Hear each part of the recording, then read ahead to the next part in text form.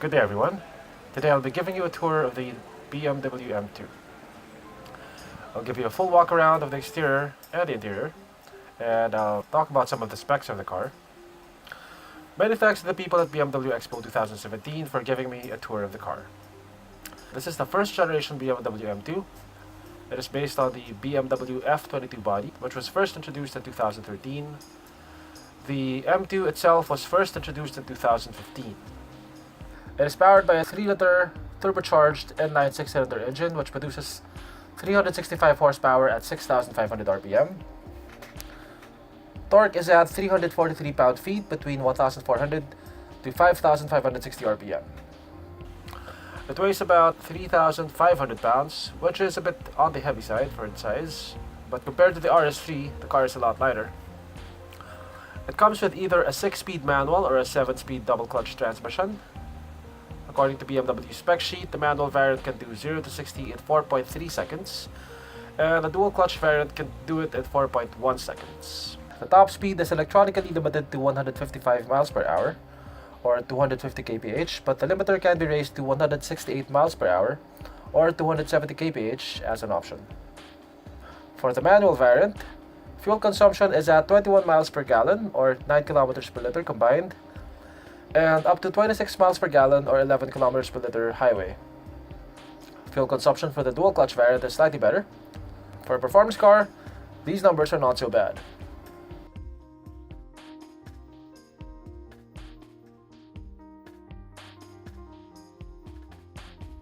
There are plenty of visual cues to differentiate the M2 from the regular 2 Series. It has a more aggressive looking front end, with plenty of air inlets for cooling the brakes and the engine. It has a much wider stance compared to the regular 2 Series. It has more muscular looking fenders. It rides on 19-inch staggered wheels, 245/35 at the front and 265/35 at the rear. At the back it has quad exhaust tips, all of which are functional.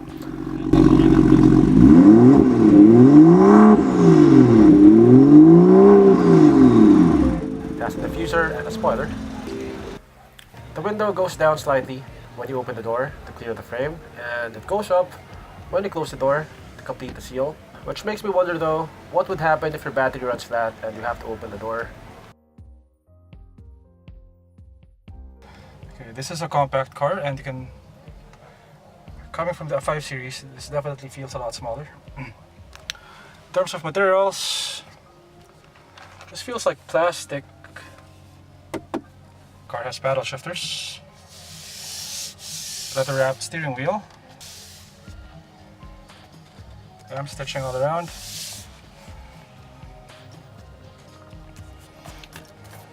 plastic, just leather wrapped. You have these seats with good bolstering. You have your M logo right there. Definitely feels like a small car in here. But I do have plenty of headroom.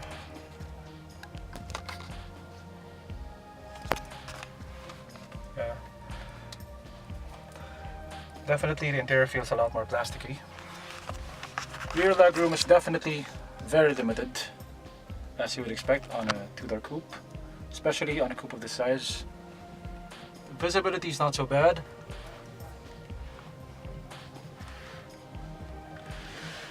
You have 2 cup holders here. You have, how do you open this? There you go. Very limited storage. You have your aux-in port there and the USB port.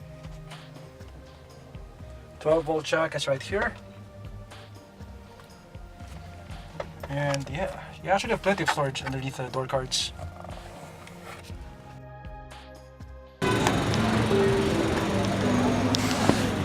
Anong height mo, sir? 5'8". 5'8". Kakasya ka pa. Hindi ko alam. Sa button here to actually... Kailangan mong i-hold yung button. Yeah. Oh, you have to hold it.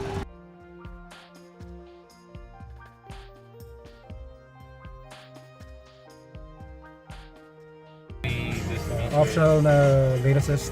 Yeah, comes with the navigation system already. The iDrive. USB connection, Bluetooth connection. Also here you have auxiliary. So auxiliary option you have. Then you have engine management, so you can press Sport Plus, Sport, Comfort. But there's no echo. Sa transmission siya or sa Engine. Sa suspension, Engine. So sa suspension yeah. walang modes.